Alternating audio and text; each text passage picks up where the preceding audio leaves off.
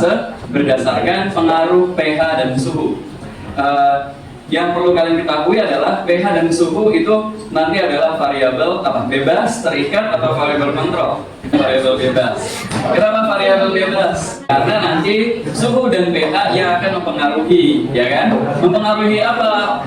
Mempengaruhi variabel terikat. Variabel terikatnya apa dong? Kerja enzim. Nah, enzim tadi kan, enzim ini akan bekerja dengan substrat kan ya. Nah, substratnya adalah yang nanti kita gunakan adalah, tahu nggak apa? Nah, bukan ekstraknya, tapi substratnya itu adalah hidrogen peroksida. Jadi ini hidrogen peroksida adalah substrat. Ya. Nah, enzimnya kita peroleh dari mana? Dari ekstrak hati ayam. Jadi nanti H2O2 kita reaksikan dengan ekstrak hati ayam. Oke, ini adalah enzimnya. Maka akan terjadi reaksi metabolisme nih, reaksi kimianya. Hidrogen peroksida akan diubah jadi O2 dan H2O. Nah, berarti ini produk ya. Nah, ini adalah substrat, ini produk. Oke. Nah, anak-anak, nanti kalian harus melakukan 5 percobaan. Nah, variabel yang digunakan ada 4 berarti untuk variabel bebasnya. Yang pertama adalah, kalian ini adalah HCl. HCl itu sifatnya apa? Asam. Berarti ini nanti kita buat enzimnya dalam kondisi asam. Kemudian NaOH basa. Nanti sekali lagi kita akan mengkondisikan enzim menjadi basa.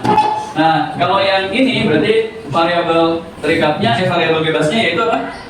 Asam, basa, berarti apa? pH. Ini adalah pH. Kalau variabel yang di bawah, ini variabel yang tadi pH, yang ini apa? Suhu. Oke, yang ini suhu. Karena ada proses pemanasan. Nah, nanti pada saat kalian memulai harus diambil dulu alat bahannya di depan. Nah, yang pertama ini tabung reaksi ada 6, tapi nanti yang kalian pakai harus dipakainya berapa? 5, karena nanti yang dicek ada 5 kan? Nah, 1 buat cadangan saja. Jelas ya? Kemudian setiap kelompok nanti disediakan 1 korek, silahkan dibawa koreknya. Kemudian ini ada penjepit, penjepitnya pilih yang masih baik ya, nanti supaya aman. Kemudian ada ini apa? Spiritus. Di dalamnya spiritus. Kalau ininya apa nama alatnya? Namanya bunsen, pembakar spiritus ya. Oke. Kemudian nanti kita akan mengambil juga lidi ya. Jadi di sini nggak ada lidi. Yang disiapkan adalah tusuk sate. Jadi tusuk satenya untuk apa kira-kira? Untuk menguji apa tusuk satenya? Buat menguji adanya produk tadi, produk apa tuh? O2. Ini nanti akan kita bakar dulu sehingga kita peroleh bara api. Ya, apa hubungannya oksigen dengan bara api? Kalau ada oksigen maka bara tadi menyebabkan nyalanya api, ya, kayak gitu. Tadi itu alatnya, terus bahannya adalah ada HCl, ya. Nanti HCl tentunya dipakai untuk membuat suasana dari enzim yang menjadi asam. Nanti dicari HCl ya. Terus ada hidrogen peroksida, ada NaOH, kemudian ya itu saja. Jadi ada 3 bahan yang kalian bawa ke meja masing-masing. Nanti di sebelah kiri kalian itu ada petri dish. Petri dish adalah wadah untuk mengambil ekstrak hati ayamnya, ya. Nah, ekstrak hati ayamnya nanti kalian ambil secukupnya. Nanti pada saat kalian memberikan hati ayam itu harus, karena di sini kan nggak ada ukurannya ya. Nanti disamakan saja. Nah, nanti kalau kalian ujian praktek silahkan kalian bawa penggaris. Jadi kita akan menggunakan penggaris 1 cm saja gitu. Gitu. Nanti disamakan gitu. Semuanya yang penting sama, substratnya, enzimnya harus sama. Nah, setiap percobaan pada saat nanti ujian praktek ini nanti saya akan minta berdasarkan faktor yang suhu atau pH-nya. Jadi misalnya begini, 1 kelompok masuk di meja sudah tersedia, jadi kalian tinggal pakai aja di meja itu. Misalnya saya minta untuk kelompok pertama pengaruh pH asam terhadap enzim katalase gitu ya. Maka kalian lakukan yang nomor berapa? Nomor 2 dan 1. Kenapa 1? Karena satunya variabel kontrol. Saya ada pembanding. Jelas ya? Terus di sana kalian saya minta kelompok berikutnya, Bapak minta untuk kelompok ini menguji enzim katalase ya pada kondisi panas gitu.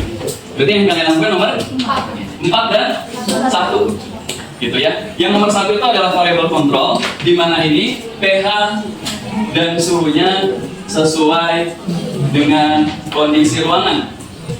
kondisi ruang. Kita anggap ini yang paling yang tidak dipengaruhi apapun gitu ya. Jadi bisa sebagai variable control. Maka nanti kalau kelompok terakhir yang masuk, saya minta uji pH dasar terhadap enzim katalase. Yang diuji apa? 3 dan 1. Jelas ya? Oke, jadi nggak usah nanya lagi nanti, langsung aja bekerja gitu. Nah, sekarang saya coba yang percobaan yang indikatornya nomor 1 dulu. Jadi tidak kita berikan asam, tidak kita berikan basa. Secontoh ya. Jadi nanti hati ayam, gelas kimianya jangan dibawa ke meja kalian ya. Biarkan tetap ada di meja wastafel. Yang kalian ambil adalah petri dish, kemudian ambil secukupnya dibawa ke meja masing-masing. Jelas ya? Yang pertama adalah kita harus menyiapkan pipet. Setelah itu, nah seberapa tadi? Ya kurang lebih 1 cm ya. Oke, ya seperti ini ya jumlahnya ya. Nah nanti yang kita lakukan setelah memasukkan enzim adalah di nomor 1 apa? H2O2. Oh ya, nanti pada saat kita melakukan ujian praktek semuanya harus bawa sarung tangan latex ya. Saat ini kalau bawa boleh dipakai, kalau enggak ya nanti dipastikan bahwa kondisinya harus benar-benar safety. Kenapa? Karena hidrogen peroksida itu mengiritasi kulit. Makanya coba perhatikan. Nah, hidrogen peroksidanya yang kita ambil adalah 10 tetes. Perhatikan cara memasukkan ke dalam tabung reaksinya. Kalau nanti kena kulit kalian, maka akan menyebabkan rasa panas disertai gatal. Jadi kalau misalnya nanti memang nggak sengaja kena, langsung dicuci dulu, dibilas dengan air, baru dikasih sabun, gitu ya. Kalau bekasnya cukup lama, rasa gatalnya nggak hilang kan? Oke, siapkan api dulu, karena nanti kita akan membakar tusuk partainya ya. Jadi siapkan dulu apinya. Oke, setelah disiapkan apinya, nah gimana prosesnya? Karena nanti kalian lakukannya sendiri ya. Jadi pada saat nanti kalian praktek, jangan ada yang satu pengen berkomunikasi, yang lainnya netesin H2O2, yang satu lagi bakar ya begitu. Semuanya harus sendiri. Ya, jadi yang kita siapkan adalah ibu jari standby. Untuk apa? Pada saat nanti kita memasukkan hidrogen peroksida, itu kita tutup tabung reaksinya dengan ibu jari. Kalau ada gas, maka dia tidak akan keluar. Kita tutup supaya menjaga gas yang nanti terbentuk tetap berada di dalam tabung. Nah, kalau belum ditetes H2O2-nya, nggak ada masalah. Jadi ini kita harus standby dulu, ada tusuk satenya. Nah, baru kita masukkan H2O2. Perhatikan cara masukkannya 10 tetes ya. Jangan dimasukkan dalam kondisi seperti ini baru kalian tetesin, salah. Jadi kita masukin dulu ke dalam. Tadi apa? Ya supaya aman. Nah, kalau sudah posisi di dalam ini kita teteskan 10 tetes. 1, 2, 9, 10. Ya, oke. Coba diamati. Ada nggak gelembung udaranya? Di atas permukaan itu kalau ada gelembung udara dicatat.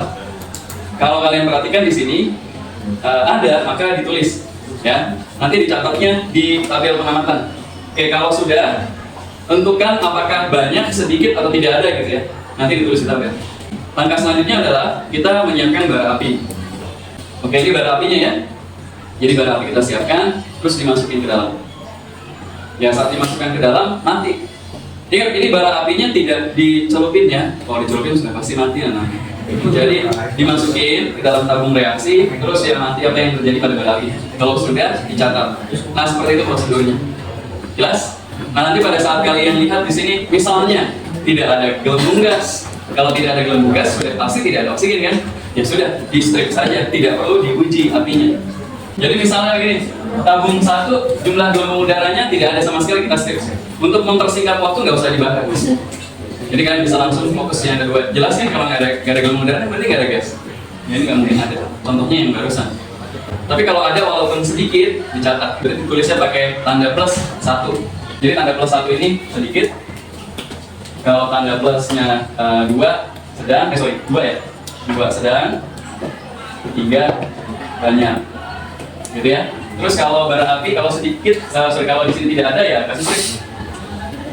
Ini untuk yang gelembung udara. Kalau bara api juga sama, kalau tidak ada nih strip atau mati ya, bara apinya mati. Tapi kalau misalnya menyala baranya tetap menyala nih di dalam, tapi redup. Pas dikeluarin terang lagi. Nah, berarti ya redup. Ada oksigennya tapi sedikit. Kalau misalnya menyala, oke, maka gas plus 2. Kalau misalnya plus 3 apa? Nah, gini nih, api kembali hidup. Bisa nih. Tadi kan bara ya. Terus kalau kita masukin apinya kembali lagi nyala, itu bisa juga. Nyalanya di dalam. Seperti tadi kita nyalain api di luar.